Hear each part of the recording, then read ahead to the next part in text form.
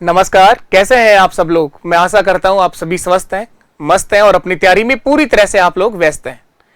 आप सभी का अपने सबके परिवार में आपका बहुत बहुत स्वागत और अभिनंदन। जुड़ेंगे आप सभी लोग एक बार सेशन के साथ। गुड मॉर्निंग आप सभी को भाई, गुड मॉर्निंग, नमस्कारम, राधे राधे, राम राम। जुड़िएगा आप सब लोग एक बार सेशन के साथ और हम लोग ज्योमेट्री सीख रहे हैं, उसी से आगे कंटिन्यू करेंगे आज के इस सेशन को। एक बहुत ही प्यारा सा टॉपिक मैथ्स का है, ज्योमेट्री, जो आपको जनता से, भीड़ से बहुत अलग करता है। मैक्सिमम जनता 90% इस तरह के टॉपिक नहीं सीखती है। वो केवल वही सीखती है जो उनको पहले से आता है, जो उनको पहले से आता है। नया कुछ भी ज्ञान देने की कोशिश करोगे तो ज्ञान की कहीं कमी नहीं है, किसी इंसान के पास किसी ज्ञान की कमी नहीं है। आप सब अपने आप में हीरो हैं। अब आप में से कुछ इस तरह के टॉपिक पढ़ना चाहते हैं, कुछ नहीं सीखना चाहते हैं, उनको कैसे भी सिखा लो आप लोग, तो हम उनकी बात नहीं कर रहे हैं। एक बार आप सभी लोग अपने सभी दोस्तों तक सेशन को शेयर कर दो। अगर आपको समझ में आता हो तो क्लास को रेगुलर देखा करो। और ये वो टॉपिक है जो आपको भीड़ से अलग करता है। परसेंटेज, प्रॉफिट लॉस, SICI आपको भी आता है, पड़ोसी को भी आता है। वहां सबका ही क्वेश्चन सही होने के चांसेस पूरे हैं, लेकिन कुछ एक टॉपिक मैथ्स में ऐसे हैं जो आपको जनता से, भीड़ से बहुत अलग करते हैं, क्योंकि ये सीखता नहीं है बच्चा। लेकिन सबसे आसान टॉपिक है आपका ये। लेकिन अगर आप पहली बार पढ़ रहे हो इसको, तो आपको जरूर इसमें टाइम देना पड़ता है। लेकिन उसके बाद ये टॉपिक ऐसा है कि इसमें पढ़ने में मजा आता है। लेकिन हम सब सीख जाएंगे अगर आप रेगुलर रहोगे, इसका प्रॉपर नोट्स बनाओगे, इसका अच्छे से रिवीजन करोगे तो सीख जाओगे। तो चलिए शुरू करेंगे इस टॉपिक को। मैं बता दूं, आप लोग बिल्कुल बेसिक से शुरू करे थे। ट्रायंगल, ये सारी बातें हम लोग सीख चुके हैं, ये सब हम लोगों ने पढ़ लिया। लास्ट हम लोग त्रिभुज के सेंटर पढ़ रहे थे। लास्ट क्लास में आप लोगों ने त्रिभुज के सेंटर पढ़े हैं, सेंटर ऑफ ट्रायंगल। और सेंटर ऑफ ट्रायंगल के अंदर हम लोग दो तरह के सेंटर कंप्लीट कर चुके हैं। पहला सेंटर था ऑर्थो सेंटर, लंब केंद्र, और इन सेंटर। इसी के बाद आज की क्लास को इससे आगे बढ़ाते हैं। यहां तक हम लोगों ने सीखा है।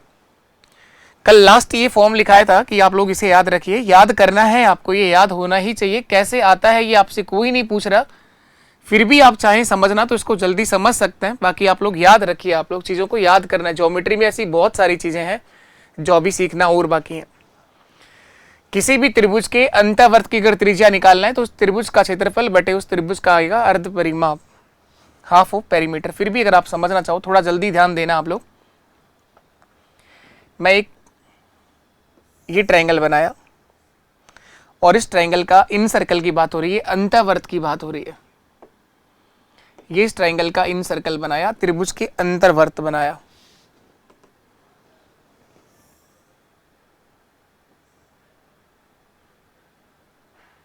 ये इस त्रिभुज का अंतर्वर्त है सर।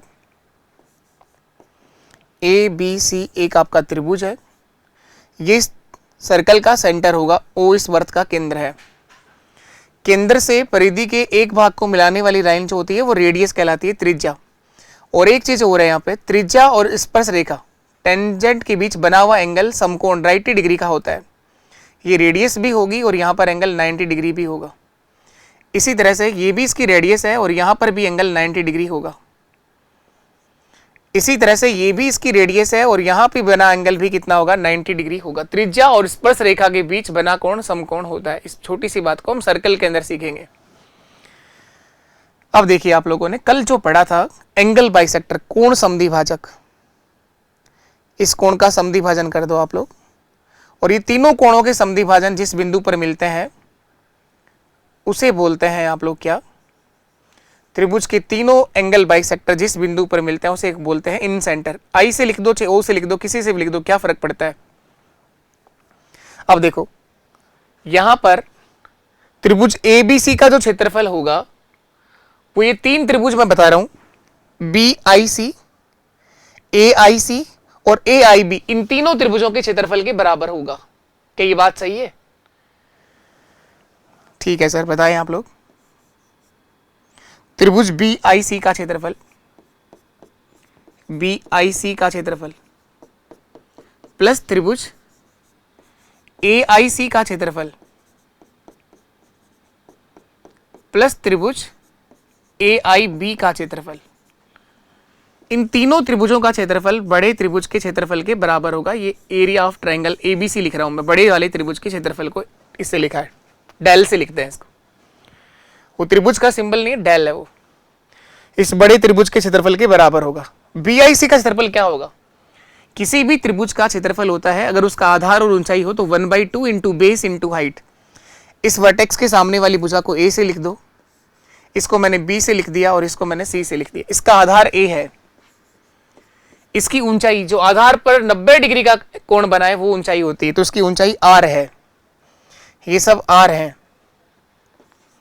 प्लस इसका क्षेत्रफल होगा 1/2 गुणा कौन सा त्रिभुज है ये? ए आई सी, ए आई सी, ए आई सी ये रहा। तो इसका आधार बी है, बी गुणा आर प्लस 1/2 सी गुणा आर बराबर होगा त्रिभुज ए बी सी का क्षेत्रफल।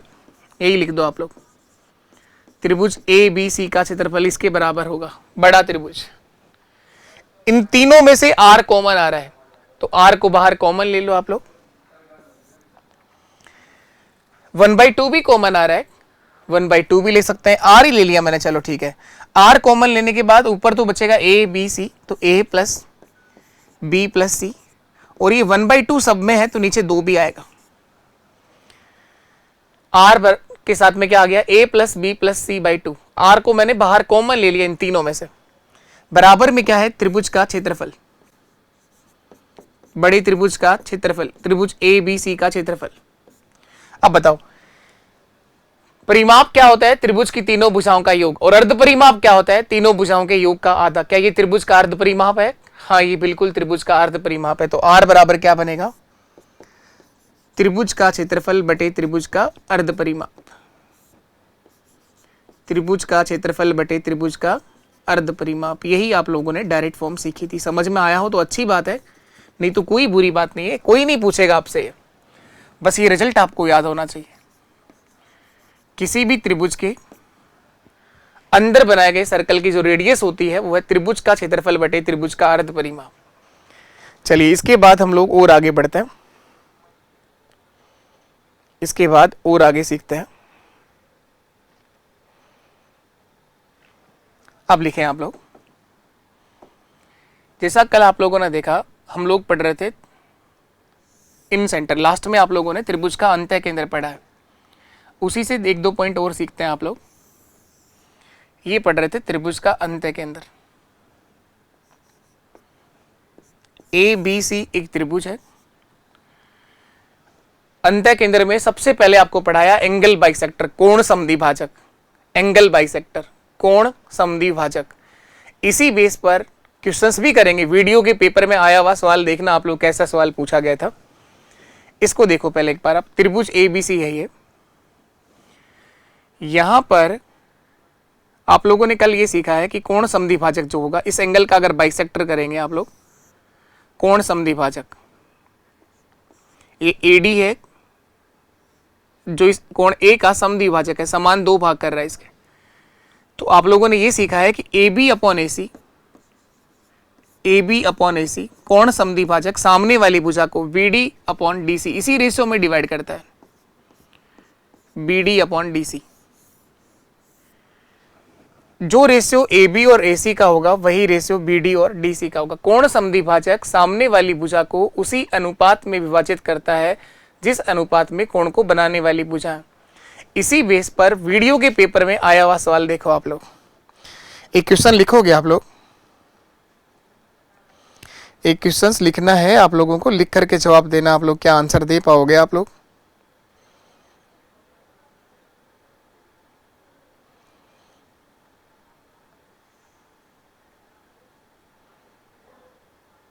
दो 2021 के अंदर वीडियो का जो पेपर हुआ है उसी पेपर का सवाल है, 28/12/2021 का पेपर था ये।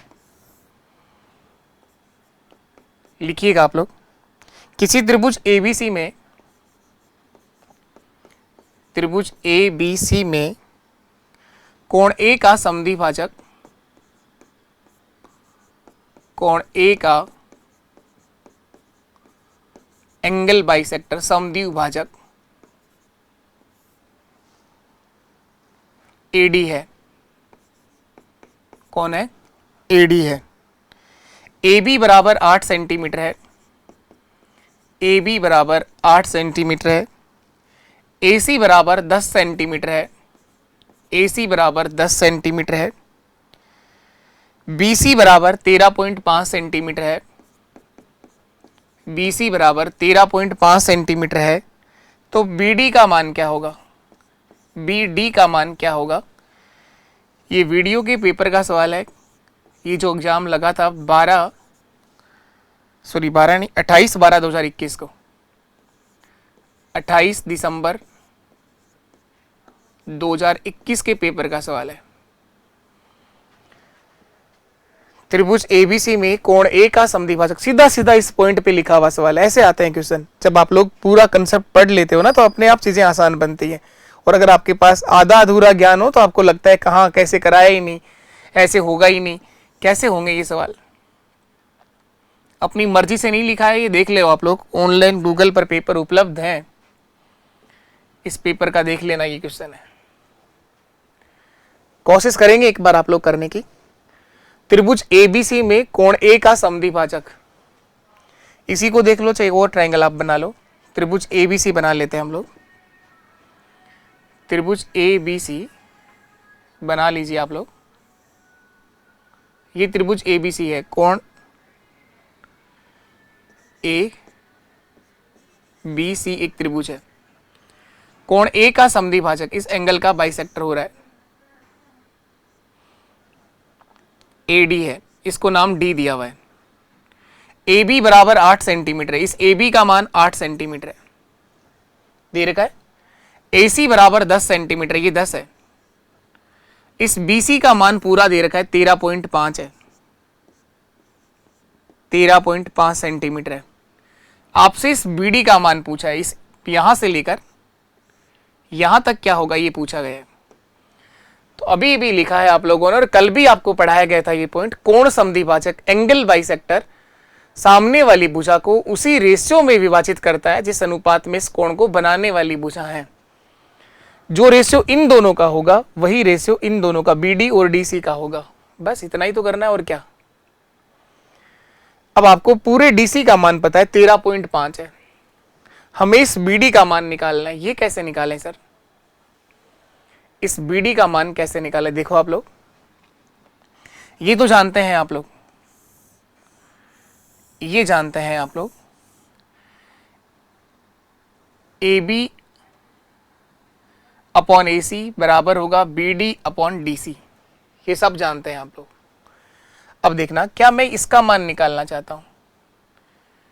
ये टोटल 13.5 है, ये टोटल 10 और 8 18 है, तो BD का मान निकालना है। तो BD कैसे निकलेगा? देखो सीधा सीधा तरीका BD निकालने का। टोटल 13.5 है, टोटल के नीचे टोटल लिख दो आप लोग, इन दोनों का योग 8 + 10 18, और गुणा उससे कराओ जिसका आंसर निकालना है। अगर BD निकालना है तो 8 से गुणा कर दो, DC निकालना है 10 से गुणा कर दो, बस खत्म। BD निकालना है तो सर 8 से गुणा कर दो, BD निकालना है तो 8 से गुणा कर दो। सीधा तरीका तो ये रहा, इसे सरल कर लो आप लोग। इस पॉइंट को हटाएंगे तो सर 10 आएगा नीचे, 5 से काट लो, 2 से काट लो, कैसे भी काट लो, काटना पड़ेगा। 5 से काटो तो 5 2 10 बचा 3, और 5 7 35, और 5 से ये 2 बार कटेगा, 2 से ये 4 बार कटेगा, 9 2 18, 9 3 27, और 2 से फिर 2 बार कटेगा, 3 × 2 6 सेंटीमीटर। BD का मान 6 सेंटीमीटर आएगा सर।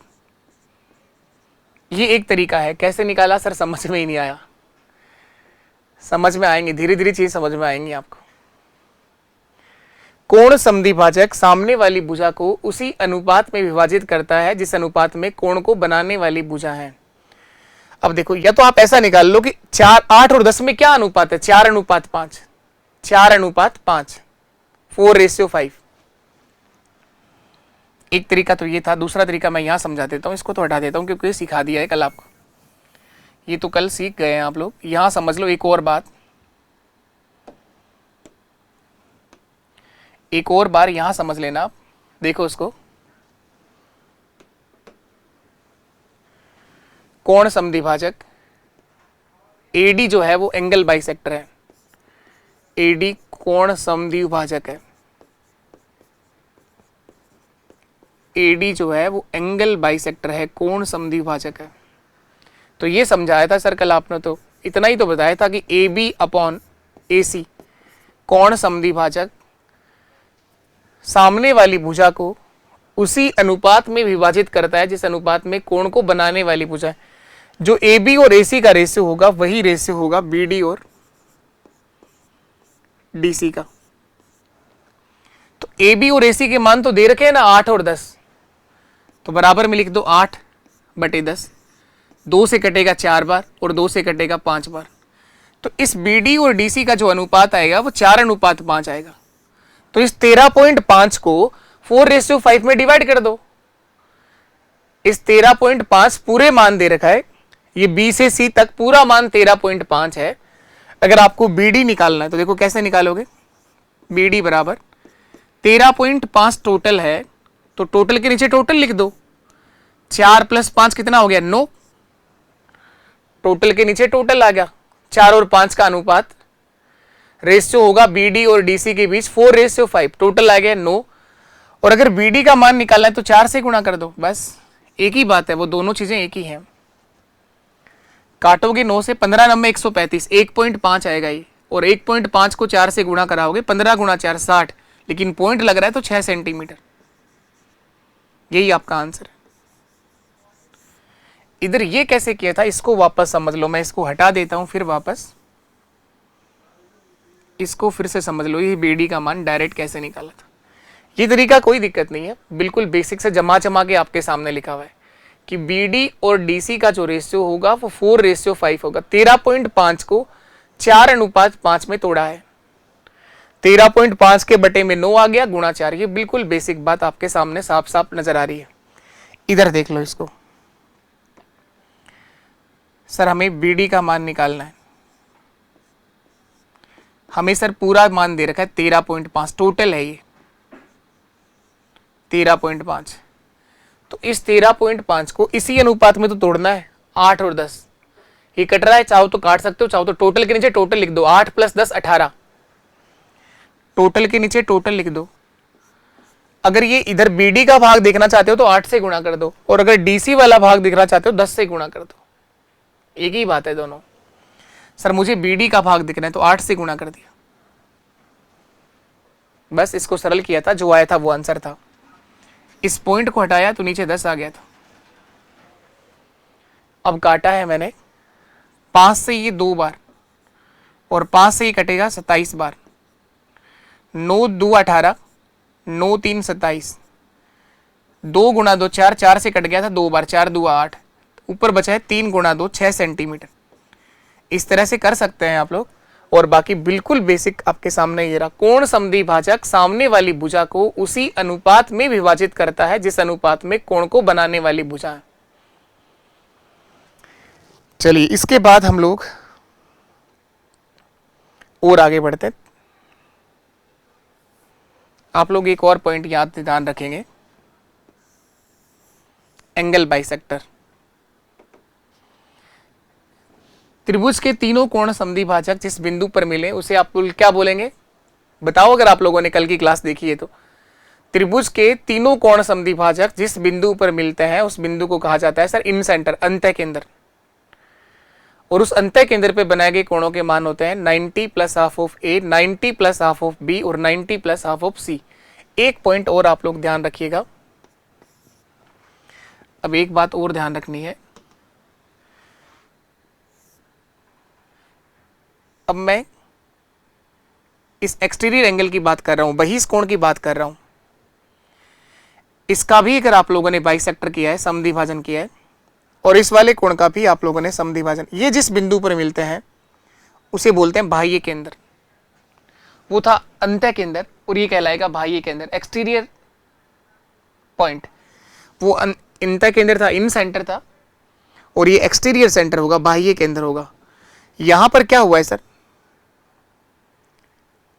बहिष कोण का समद्विभाजन हुआ है, बाहर वाले एंगल का बाइसेक्टर हुआ है। तो यहां बना हुआ एंगल ये जो होगा, इसको अगर नाम दें आप लोग ए बी सी, इस पॉइंट को अगर मैंने डी लिखा तो ये जो एंगल होगा ये होगा 90 minus half of A, 90 minus half of A. अंत्य कोणों का समद्विभाजन जिस बिंदु पर मिले वहां एंगल होते हैं 90 plus half of A, 90 plus half of B और 90 प्लस हाफ ऑफ सी। बाह्य कोणों का समद्विभाजन जिस बिंदु पर मिले वहां जो बना हुआ एंगल है वो होगा sir 90 minus half of A, 90 minus half of B. अगर इस तरह से आप इसको बढ़ा दें इधर,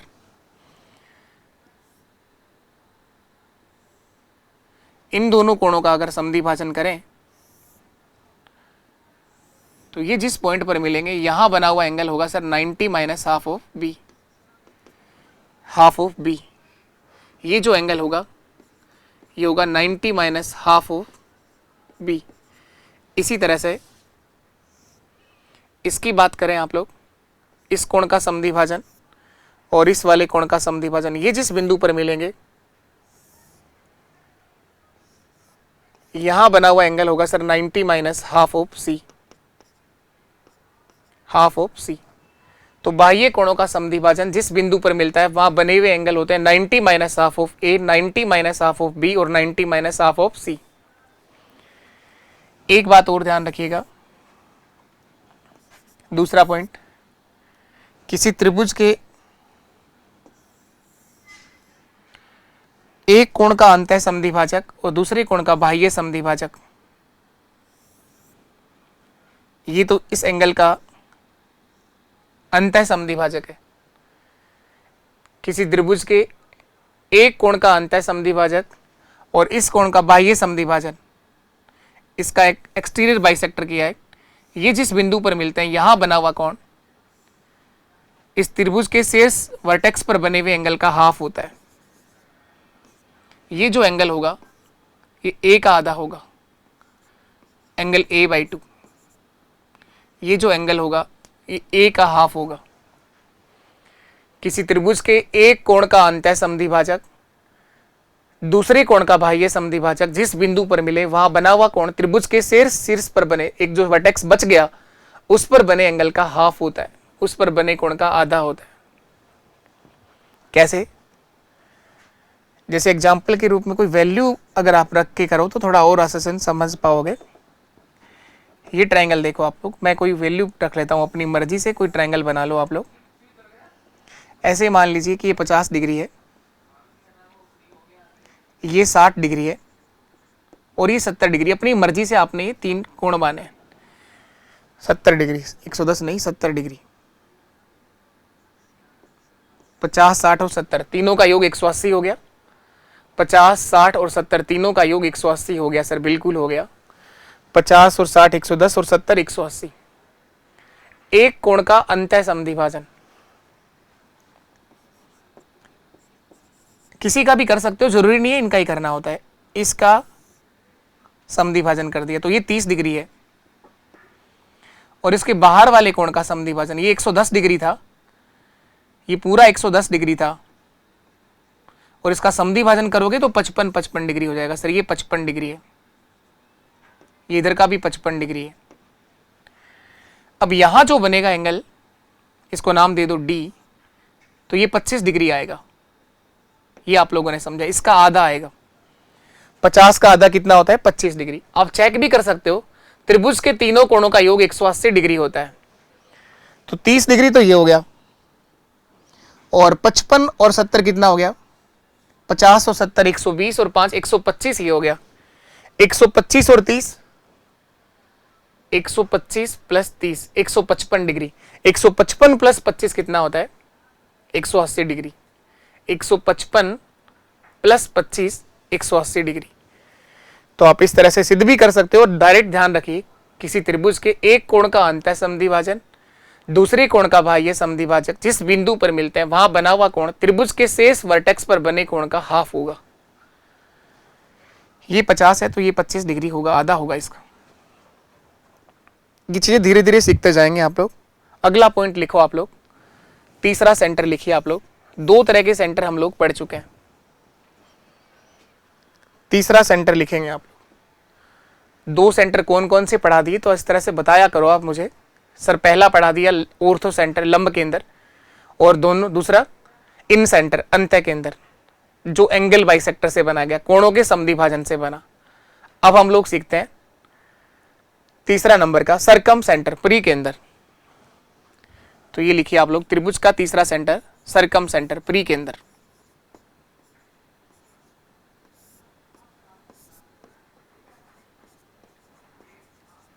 सरकम सेंटर परी केंद्र, ये बनता है भुजा लंब समद्विभाजन से। इसका दूसरा नाम लिख दो आप लोग, साइड परपेंडिकुलर बाइसेक्टर, भुजा लंब समद्विभाजक, भुजा लंब समद्विभाजक।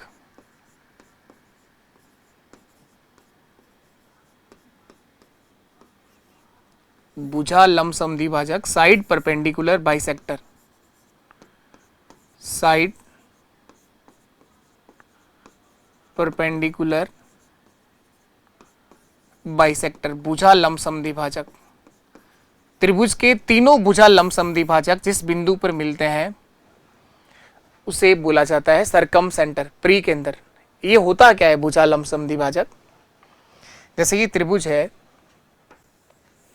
ये कोई त्रिभुज है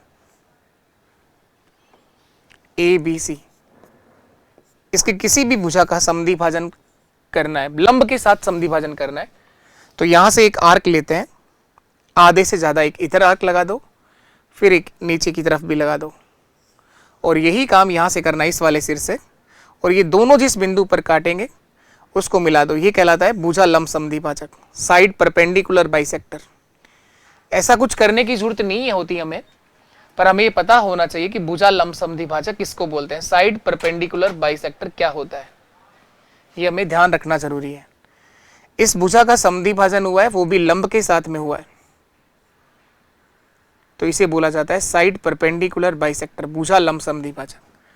इस तरह से त्रिभुज की तीनों भुजाओं का लंब समद्विभाजक जिस बिंदु पर मिलता है उसे कहा जाता है सरकम सेंटर परी केंद्र। ये ध्यान रखिए। पहली बात ये ध्यान रखिए कि बनाया किससे जाता है, त्रिभुज की तीनों भुजा लंब समद्विभाजक जिस बिंदु पर मिले, त्रिभुज के तीनों भुजा लंब समद्विभाजक जिस बिंदु पर मिले, त्रिभुज के तीनों भुजा लंब समद्विभाजक जिस बिंदु पर मिले उसे सरकम सेंटर परी केंद्र कहा जाता है। अब देखिए, ये तीनों भुजाओं का लंब समद्विभाजक मैंने कहा इस बिंदु पर मिल रहा है, इसको मैं S से लिख रहा हूं। कहीं ना कहीं तो मिलेगा ना, भुजाओं का लंब समद्विभाजक कहीं ना कहीं मिलेगा। समझ तो लिया आप लोगों ने लंब समद्विभाजन होता कैसे है, भुजा लंब समद्विभाजक किस तरह से किया जाता है। अब मैंने वैसे ही डायग्राम बनाया है।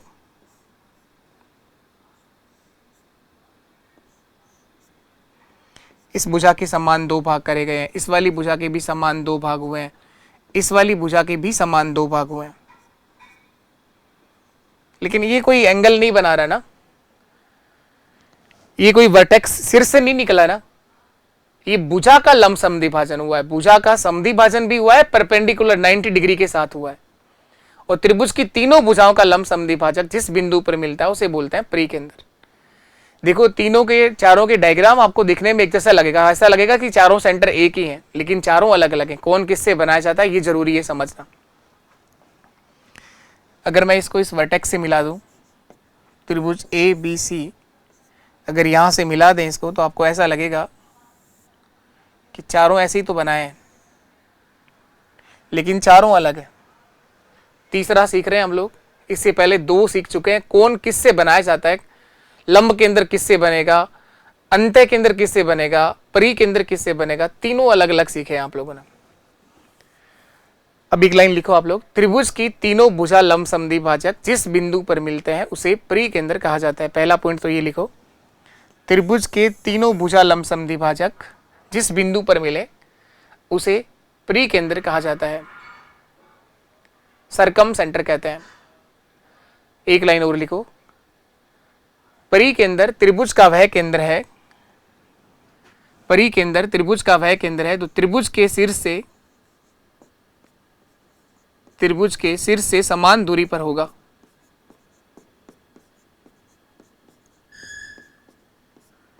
समान दूरी पर होगा। त्रिभुज के वर्टेक्स से सेम डिस्टेंस पर होगा। एक लाइन और लिखिए, परिकेंद्र को केंद्र मानकर, परिकेंद्र को केंद्र मानकर, परिकेंद्र को केंद्र मानकर त्रिभुज का परिवर्त बनाया जा सकता है। त्रिभुज का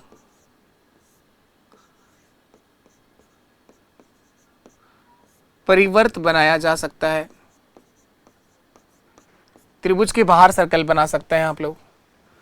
यहां पर त्रिभुज के बाहर सर्कल बना सकते हैं, त्रिभुज का परिवर्त बना सकते हैं आप लोग। इससे क्या बनेगा? त्रिभुज के बाहर सर्कल बनेगा। उससे क्या बना था? इन सर्कल बना था, अंत्यवर्त बना था। ये ऐसा सर्कल होगा जो त्रिभुज के तीनों वर्टेक्स को टच करेगा।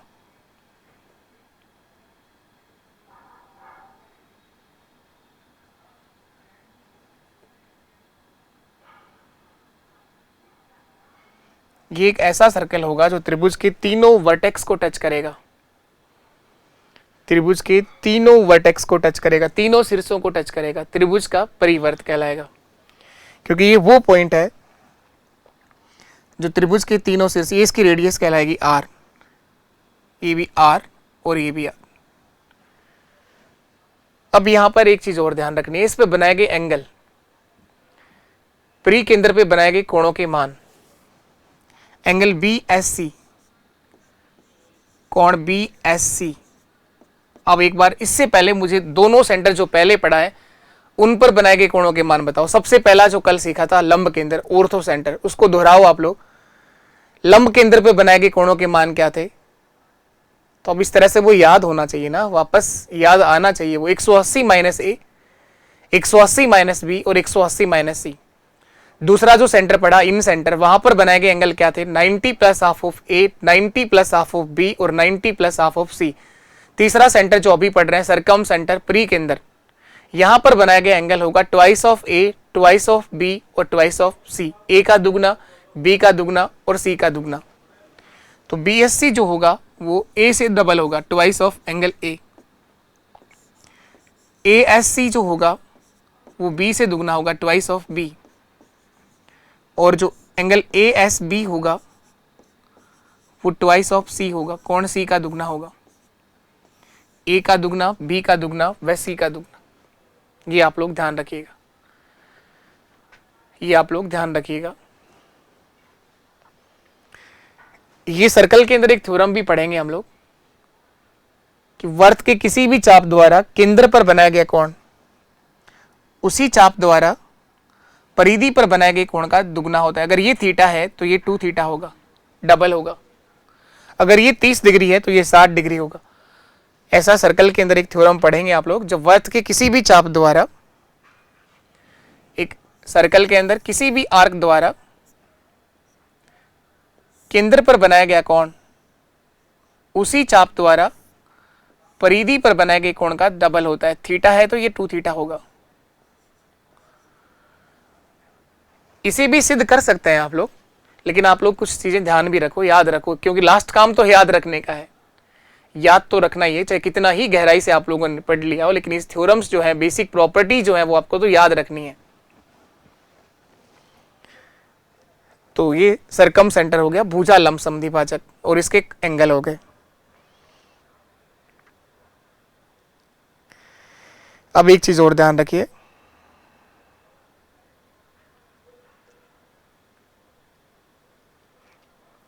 क्वेश्चंस की बात करें तो इस पे क्वेश्चन कैसे पूछेगा?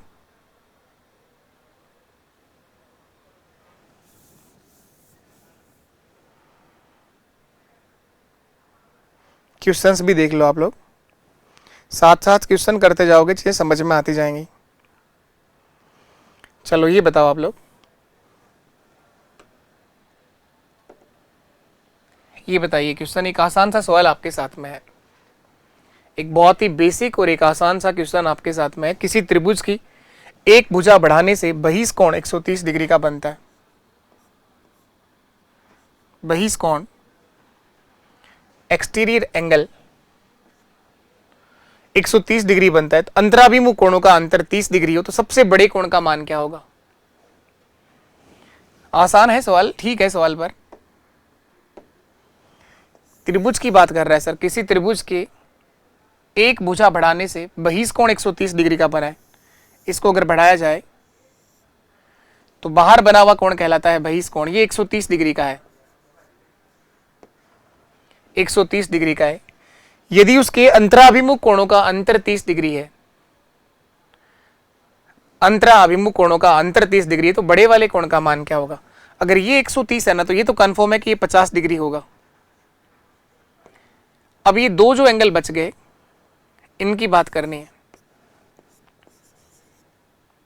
A B C. इन दोनों में कोई एक बड़ा और कोई एक छोटा होगा। इन दोनों का योग तो आपको पता है, कोण ए प्लस कोण बी बराबर 130 डिग्री होगा। ये आप लोगों ने त्रिभुज में सीखा है कि त्रिभुज का बहिष कोण अपने अंतराभिमुख कोणों के योग के बराबर होता है। ये जो है ये अपने इन दोनों अंतराभिमुख कोणों के योग के बराबर होगा। और अंतर दे रखा है इनका 30 डिग्री है, तो a प्लस बी 130 है और a माइनस बी जो है वो 30 डिग्री है। a निकालना है तो दोनों को जोड़ लो आप लोग। जोड़ोगे तो a plus A 2a twice of angle a बराबर होगा 160 डिग्री। तो एंगल a का मान 80 डिग्री आ जाएगा। कोण a का मान 80 डिग्री आ जाएगा। ये 80 डिग्री होगा। 80 और 50 130, तो ये तीसरा वाला जो कोण है ये 50 डिग्री का आ जाएगा सर। तो सबसे बड़े कोण का मान 80 डिग्री होगा। इस त्रिभुज का सबसे बड़ा कोण जो है वो 180 डिग्री होगा। त्रिभुज का बहिष कोण, बाहर बना हुआ कोण, अपने अंतरा अभिमुख कोणों के योग के बराबर होता है। तो बाहर अगर 130 है तो इन दोनों का योग 130 आएगा। और इन दोनों का डिफरेंस बता रखा है कि अंतरा अभिमुख कोण, if the difference of the interior opposite angle, difference of the interior opposite angle, अंतराभिमुख कोणों का डिफरेंस 30 डिग्री है। योग 130 है, अंतर 30 है। जोड़ने पर तो 130 आएगा, घटाने पर केवल 30 डिग्री आएगा। तो इन दोनों को जोड़ा है मैंने, तो बी तो कट जाएगा आपका, क्योंकि प्लस में है ये माइनस में है। 160 डिग्री का आधा कर दिया तो ए का मान होगा 80 डिग्री, बी का मान होगा 50 डिग्री। आसान था सवाल ये बताइए आप लोग, एक त्रिभुज के दो कोण अगर समान हो, तीसरा कोण उनमें से प्रत्येक 30 डिग्री ज्यादा है, तो बड़े वाले कोण का मान क्या होगा? त्रिभुज का बड़ा कोण बताओ कितना होगा? एक त्रिभुज के दो कोण समान है, तीसरा कोण उनमें से प्रत्येक से 30 डिग्री ज्यादा है, प्रत्येक से 30 डिग्री ज्यादा है, तो त्रिभुज के बड़े वाले कोण का मान क्या होगा? एक त्रिभुज के दो कोण समान है, ये कोई त्रिभुज है जिसके दो कोण बराबर हैं, कोई भी दो कोण, तो अगर दो कोण बराबर है तो उसकी दो भुजाएं भी बराबर होंगी और ये त्रिभुज कहलाएगा समद्विबाहु त्रिभुज। इसके कोई भी दो कोण समान है, तीसरा कोण प्रत्येक से 30 डिग्री ज्यादा है, तो मैंने कहा ये दोनों साइड अगर बराबर है तो इनके सामने के ये एंगल भी बराबर होंगे। अगर ये x है तो ये भी x होगा, और तीसरा जो कोण बच गया ये इससे 30 डिग्री ज्यादा है, तो ये x प्लस 30 होगा सर,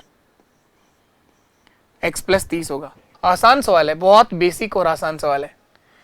इन तीनों को जोड़ोगे, 1x 2x और 3x, 3x प्लस 30 डिग्री, त्रिभुज के तीनों कोणों का योग 180 डिग्री होता है। तो 3x बराबर 150 डिग्री और x बराबर 50 डिग्री। तो जो ये दो कोण है ये 50-50 डिग्री के होंगे और ये जो बड़ा कोण है ये 80 डिग्री का होगा। 50-50 और 80, तो त्रिभुज का यहाँ बड़ा जो कोण है वो 80 डिग्री का होगा। यही आपका आंसर है।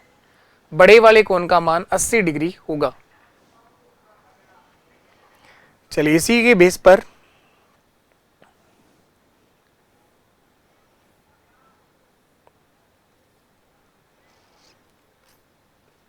देखो थ्योरी में सवाल कैसे पूछा गया है। यदि किसी त्रिभुज के शीर्ष बिंदुओं से एक समान दूरी पर, किसी के शीर्ष बिंदुओं से समान दूरी पर स्थित बिंदु को क्या कहते हैं? जो वर्टेक्स से सेम डिस्टेंस पर होता है, त्रिभुज के शीर्ष से समान दूरी पर जो केंद्र होता है उसे क्या कहते हैं? उसे अभी भी पढ़ा है, सरकम सेंटर बोलते हैं, प्री केंद्र। इन सेंटर जो कल सीखा था वो होता है भुजाओं से समान दूरी पर, इसीलिए उसके अंदर सर्कल बना सकते हैं जो त्रिभुज की तीनों भुजाओं को टच करता है। इसको सेंटर मानकर त्रिभुज के बाहर सर्कल बना सकते हैं जो त्रिभुज के तीनों वर्टेक्स को टच करता है। ये ऑर्थो सेंटर है आपका, लंब केंद्र,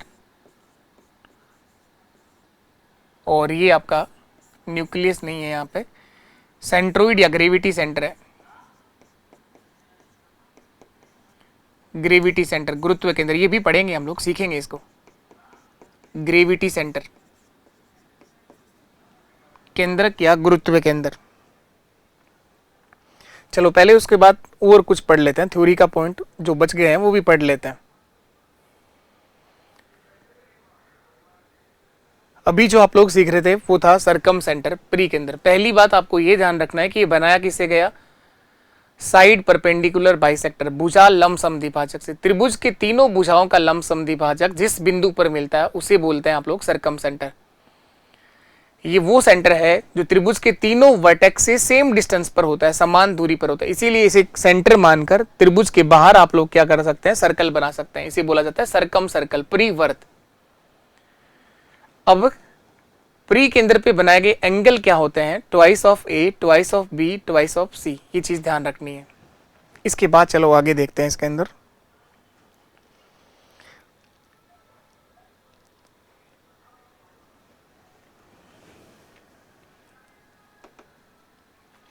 लास्ट जो एक सेंटर बचता है आपका नंबर 4, उसको पढ़ लेते हैं हम लोग, फिर जो पॉइंट्स और बचेंगे वो लिखते जाएंगे साथ साथ। लास्ट जो नंबर 4 है वो आपका केंद्रक या ग्रेविटी सेंटर, केंद्रक या गुरुत्व केंद्र, केंद्रक या गुरुत्व केंद्र, सेंट्रोइड और ग्रेविटी सेंटर।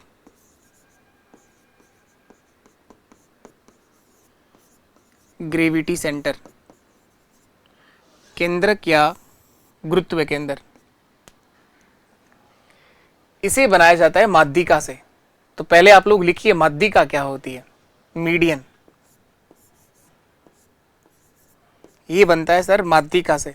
चारों के चारों सेंटर दिखने में आपको एक जैसे लग सकते हैं, लेकिन चारों को अलग से बनाया गया है। तो यही डिफरेंस आपको पता करना जरूरी है कि कौन सा सेंटर किससे बनाया गया है। सबसे पहले पढ़ा ऑर्थो सेंटर, वो तो नाम से समझ में आता है, लंब केंद्र। तो तीनों भुज के तीनों एल्टीट्यूड वहां पर थे, तीनों शीर्ष लंब थे। फिर आपने बनाया इन सेंटर, वो एंगल बाइसेक्टर से बना। फिर आपने पढ़ाया क्या? सरकम सेंटर, वो किससे बना? सरकम सेंटर जो अभी भी पढ़ के आए हो, बताओ। भुजा लंब समद्विभाजक। और लास्ट आप लोग जो पढ़ रहे हो केंद्रक या ग्रेविटी सेंटर, ये किससे बनेगा? माध्यिका से। माध्यिका, मीडियन क्या होती है? माध्यिका क्या होती है? त्रिभुज के किसी भी शीर्ष से निकलने वाली लाइन, त्रिभुज के किसी भी वर्टेक्स से निकलने वाली रेखा जो सामने की भुजा के मध्य बिंदु पर मिले, सामने की भुजा के मिड पॉइंट पर मिले, उसे माध्यिका कहते हैं। ये क्या बनाएगी? एंगल कितना डिग्री बनाएगी उससे कोई मतलब नहीं है। त्रिभुज के किसी भी वर्टेक्स से निकलने वाली रेखा जो सामने की भुजा के मिड पॉइंट पर मिले, मध्य बिंदु पर मिले, वो इसकी माध्यिका कहलाती है। माध्यिका त्रिभुज के क्षेत्रफल को समान दो भागों में बांटती है। ये पूरा इसके समान दो भाग होंगे, 1/2 और 1/2। माध्यिका त्रिभुज के क्षेत्रफल को समान दो भागों में बांटेगी। माध्यिका है क्या? किसी भी शीर्ष से निकलने वाली रेखा जो सामने की भुजा के मध्य बिंदु पर मिले। तो एडी इस त्रिभुज की माध्यिका है। एडी जो है वो माध्यिका है, मीडियन है। तो एडी क्या करेगी? इसके समान दो भाग कर देगी। बीडी बराबर होगा डीसी के, बीडी बराबर होगा डीसी के। माध्यिका का काम यहां पर ही है। और त्रिभुज की तीनों माध्यिकाएं लिखोगे आप लोग। त्रिभुज की तीनों माध्यिका जिस बिंदु पर मिलती है उसे केंद्रक या गुरुत्व केंद्र कहा जाता है।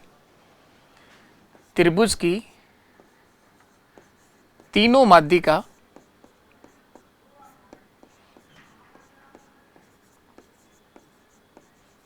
जिस बिंदु पर मिले, उसे केंद्रक या गुरुत्व केंद्र कहा जाता है।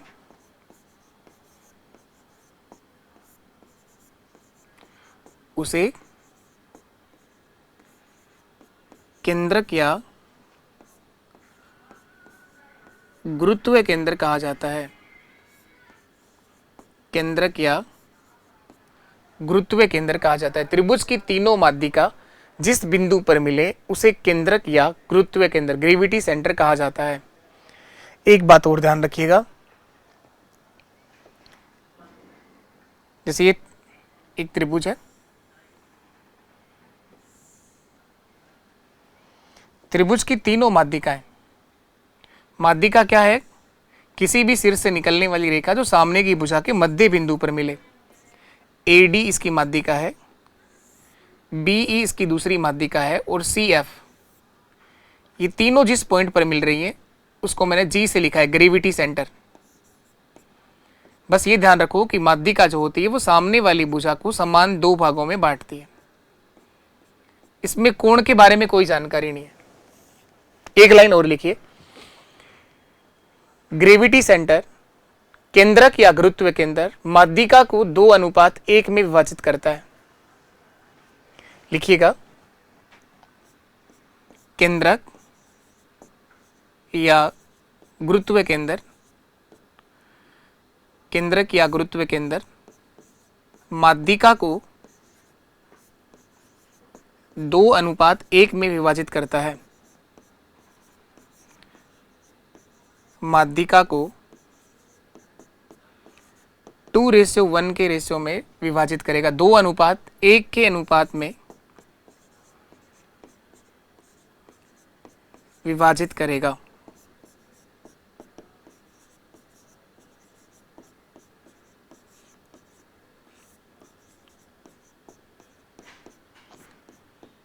टू रेशियो वन, केंद्रक या गुरुत्व केंद्र माध्यिका को 2:1 में विभाजित करता है। ये 2:1 होगा।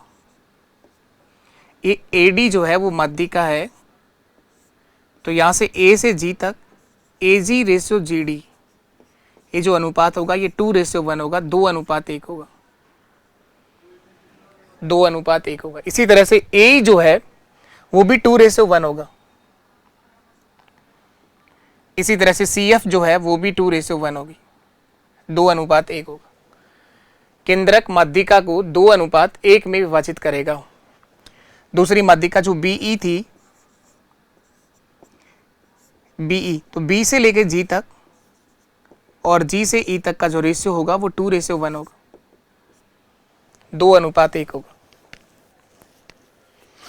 केंद्रक माध्यिका को 2:1 में विभाजित करता है। एक लाइन और लिख दो, केंद्रक त्रिभुज के क्षेत्रफल को 6 समान भागों में विभाजित करता है। केंद्रक, सेंट्रोइड या ग्रेविटी सेंटर, केंद्रक त्रिभुज के क्षेत्रफल को 6 समान भागों में विभाजित करता है। त्रिभुज के क्षेत्रफल को 6 समान भागों में विभाजित करता है। ये ग्रेविटी सेंटर है। केंद्रक या गुरुत्व केंद्र त्रिभुज के क्षेत्रफल को 6 समान भागों में बांटेगा, 1/6, 1/6, 6 त्रिभुज बनेंगे। इन 6 के 6 त्रिभुजों का क्षेत्रफल समान होगा। इन 6 के 6 त्रिभुज का क्षेत्रफल क्या होगा? बराबर होगा। ये ध्यान रखिएगा। जैसे आपको मैं ये कहूं कि त्रिभुज ABC का क्षेत्रफल 60 वर्ग मीटर है, तो इनमें से किसी का भी पूछूं आपसे, मैंने इनाम दे दिया इसका D, E और F। अगर ये पूछा जाए त्रिभुज BGD का क्षेत्रफल क्या होगा, त्रिभुज BGD का क्षेत्रफल, तो किसी एक छोटे वाले त्रिभुज का क्षेत्रफल पूछ सकता है, या छोटे का देखे कि पूरे त्रिभुज का क्षेत्रफल आपसे पूछा जा सकता है। BGD कहां पर है? BGD ये रहा, B, G और D, इस वाले त्रिभुज का क्षेत्रफल पूछ रहा हूं मैं आपसे। तो इस त्रिभुज का क्षेत्रफल पूरे त्रिभुज के क्षेत्रफल का 1/6 होगा। 1/6 ऑफ त्रिभुज ABC का क्षेत्रफल। पूरे त्रिभुज के क्षेत्रफल का 1/6 होगा। केंद्रक माध्यिका को 2:1 में बांटता है और त्रिभुज के क्षेत्रफल को 6 समान भागों में विभाजित करता है। ये बात ध्यान रखेंगे आप लोग। अब जो ट्रायंगल के अंदर और पॉइंट आते जाएंगे, हम लोग साथ साथ सीखते जाएंगे। अब क्वेश्चंस पे भी ध्यान देते हैं। ये देखो आप लोग, यदि किसी त्रिभुज में दो शीर्ष से सम्मुख भुजा पर डाले गए लंब समान हो, दो वर्टेक्स से सामने की भुजा पर डाले गए लंब अगर समान हो तो उसे क्या बोलेंगे आप लोग? समद्विबाहु त्रिभुज। अगर दो लंब बराबर है तो वो समद्विबाहु त्रिभुज होगा। वो आपको वैसे ही पता है कि दो भुजाएं बराबर है, तो यहां कह रहा है कि दो लंब अगर समान है, दो शीर्षों से सामने की भुजाओं पर डाले गए लंब अगर समान है तो उस त्रिभुज को भी हम क्या बोलेंगे? समद्विबाहु। और तीनों ही लंब समान हो, त्रिभुज के अगर तीनों ही एल्टीट्यूड अगर समान आ जाए, शीर्ष लंब, तो उसे बोलेंगे आप लोग समबाहु त्रिभुज। समबाहु त्रिभुज।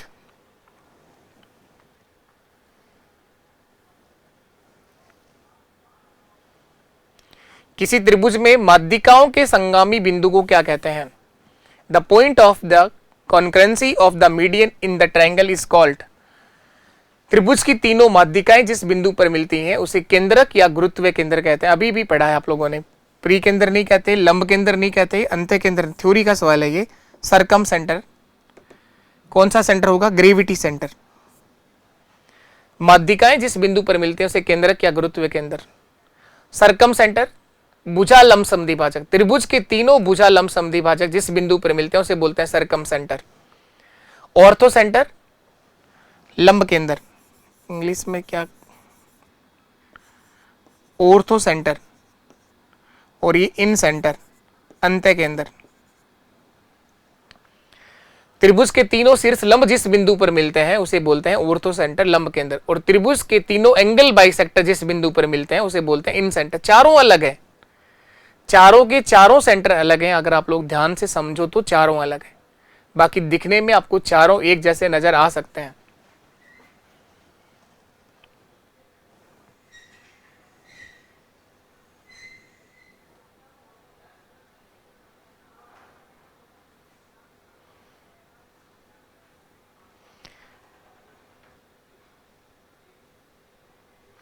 एक क्वेश्चन बताओगे आप लोग?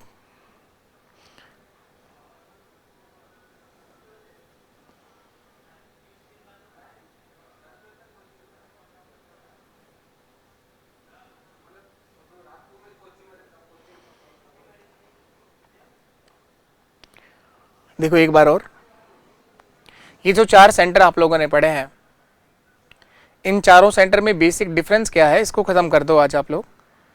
उसके बाद हम लोग क्वेश्चंस करते जाएंगे और कुछ और जो थ्योरेटिकल पॉइंट हैं, जो कुछ और ध्यान रखने के पॉइंट्स हैं, वो आप लोग ध्यान रख लो। देखो बताओ, पहला सेंटर कौन सा पढ़ाया? त्रिभुज का पहला सेंटर आप लोगों ने सीखा लंब केंद्र, ऑर्थो सेंटर।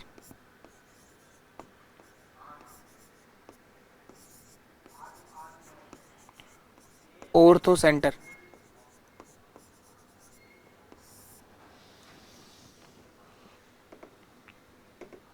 दूसरा सेंटर कौन सा सीखा है?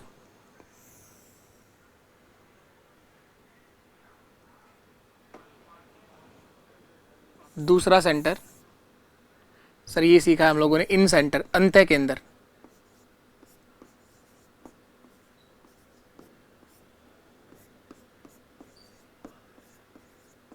इन सेंटर, अंत्य केंद्र। इसके बाद तीसरा सेंटर कौन सा सीखा है?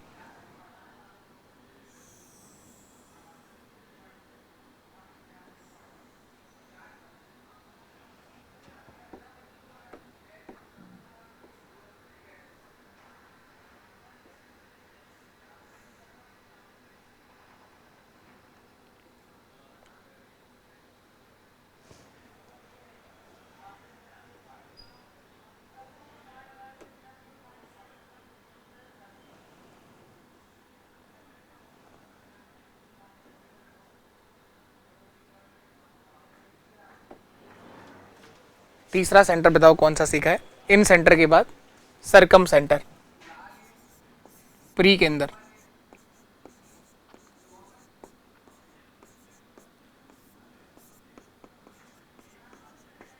सरकम सेंटर। और लास्ट नंबर 4 क्या सीखा है? क्यों लेके गए कुर्सी? ये अलाउ नहीं है यहाँ। चौथा सेंटर ये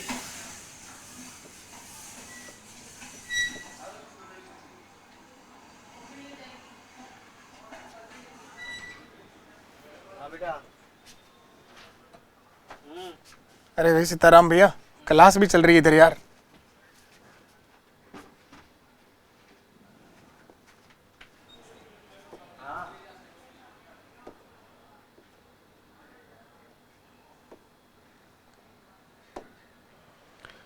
चौथा नंबर का जो सेंटर है वो आपका कौन सा? अभी भी लास्ट आप लोगों ने सीखा है वो कौन सा है? केंद्रक या गुरुत्व केंद्र। नंबर 4 जो आप लोगों ने सीखा है वो है केंद्रक या गुरुत्व केंद्र। केंद्रक या गुरुत्व केंद्र।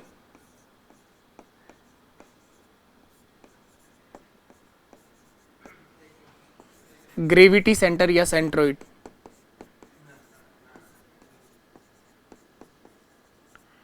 ग्रेविटी सेंटर या सेंट्रोइड। इन चारों में बेसिक डिफरेंस क्या है? ये चारों किससे बनाए जाते हैं? इन चारों में बेसिक डिफरेंस क्या है? ये चारों के चारों सेंटर बनाए किससे गए हैं? पहला सेंटर था ऑर्थो सेंटर। त्रिभुज के तीनों शीर्ष लंब,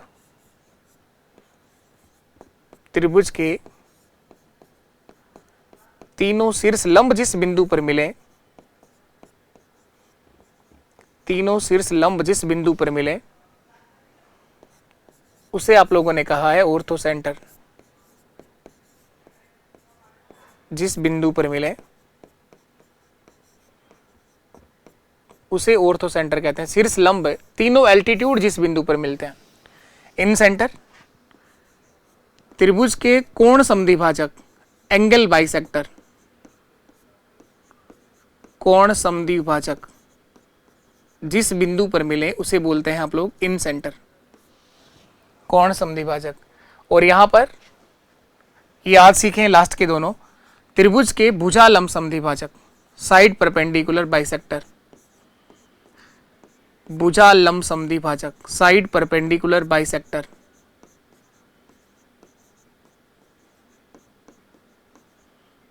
जिस बिंदु पर मिले उसे सरकम सेंटर कहा जाता है। और लास्ट है त्रिभुज की माध्यिका जिस बिंदु पर मिले उसे केंद्रक या ग्रेविटी सेंटर कहा जाता है। माध्यिका, मीडियन। त्रिभुज की माध्यिका जिस बिंदु पर मिले उसे केंद्रक या गुरुत्व केंद्र कहा जाता है। ये 4 सेंटर आप लोगों ने पढ़े। एक बात ये ध्यान रखनी है आपको। दूसरी चीज,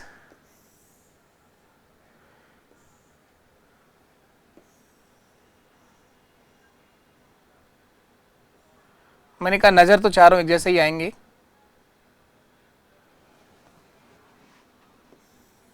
लेकिन चारों में अंतर है, चारों में ही अंतर है।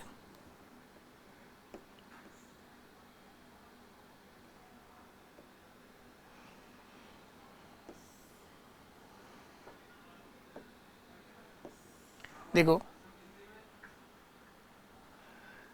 चारों में बेसिक क्या डिफरेंस है?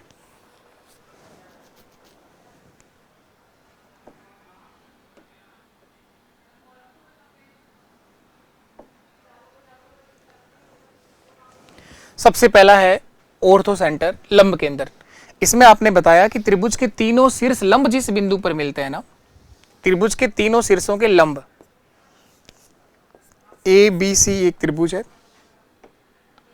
त्रिभुज के तीनों शीर्ष लंब, यहां से लंब डालना है इस वाले वर्टेक्स से सामने की भुजा पर 90 डिग्री का एंगल बनाना है, इससे भी लंब डालना है, और यहां इस वाले वर्टेक्स से भी सामने वाली भुजा पर लंब डालना है। ये जिस बिंदु पर मिले हैं इसे बोला है आप लोगों ने ऑर्थो सेंटर, लंब केंद्र। इस लंब केंद्र पर बनाए गए कोणों के मान जरूर याद रखने हैं। एंगल BOC का मान, कोण BOC का मान बताओ क्या होगा? 180 माइनस A। कोण AOC का मान 180 माइनस B। कोण AOB बराबर 180 माइनस कोण C। 180 minus A, 180 minus B और 180 माइनस C। इसके बाद इन सेंटर की बात करें तो ये आपका इन सेंटर है, अंत केंद्र है। बताओ इन सेंटर किससे बनता है? एंगल बाइसेक्टर से, कोणों के समद्विभाजन से, एंगल बाइसेक्टर से, कोण समद्विभाजक। इस वाले एंगल का बाइसेक्टर कर दो, इस वाले एंगल का भी बाइसेक्टर कर दो और इस वाले एंगल का भी समद्विभाजन कर दो। इसे बोला है इन सेंटर। यहां पर बनाए गए एंगल के मान क्या क्या है? एंगल BIC बराबर है 90 plus half of A। Angle AIC बराबर है 90 प्लस हाफ ऑफ B।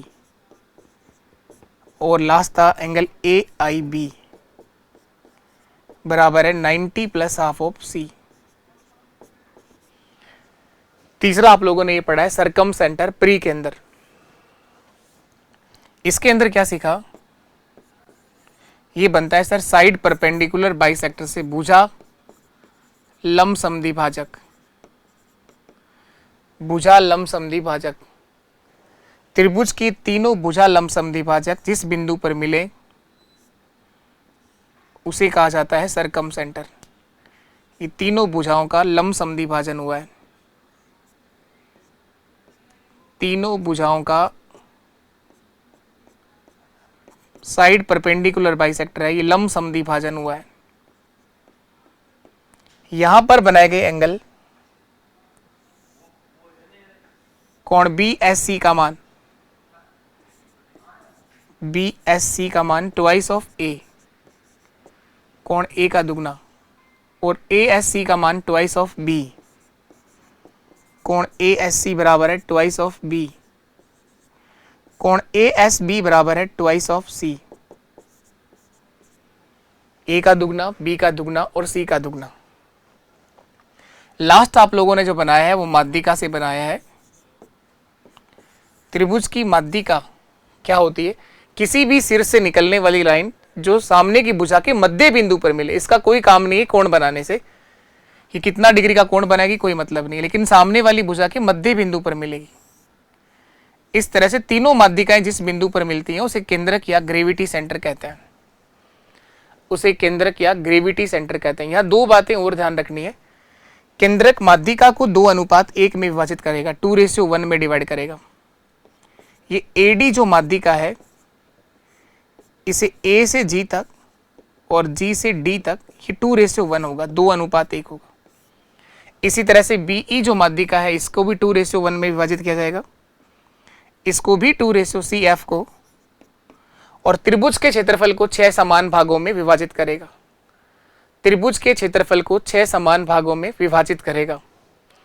एक चीज और समझी थी कि इन सेंटर को केंद्र मानकर त्रिभुज के अंदर सर्कल बन सकता है और सरकम सेंटर को केंद्र मानकर त्रिभुज के बाहर सर्कल बन सकता है। ये चारों में बहुत बेसिक चीजें अलग है, चारों के चारों सेंटर में डिफरेंस है। ऐसा नहीं है कि चारों एक ही हैं, चारों अलग हैं। एक ही होते तो एक ही पढ़ लेते, फिर हम इतना टाइम क्यों दिया इसको पढ़ने में? चारों अलग हैं। इसी सेंटर मानकर त्रिभुज का अंदर सर्कल बन सकता है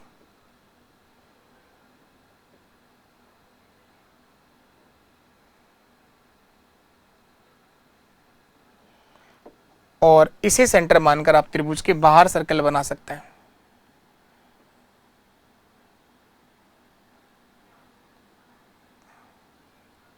ये त्रिभुज के बाहर सर्कल बन सकता है। तो चारों के चारों सेंटर अलग हैं। तो अब त्रिभुज का लगभग भाग हम लोग कंप्लीट कर चुके हैं। त्रिभुज की कॉन्ग्रेंसी और सिमिलरिटी, त्रिभुज की सर्वांग समता और त्रिभुज की समरूपता, कल ट्रायंगल का पार्ट पूरा हो जाएगा। त्रिभुज ही ज्यादा बड़ा पार्ट है ज्योमेट्री के अंदर।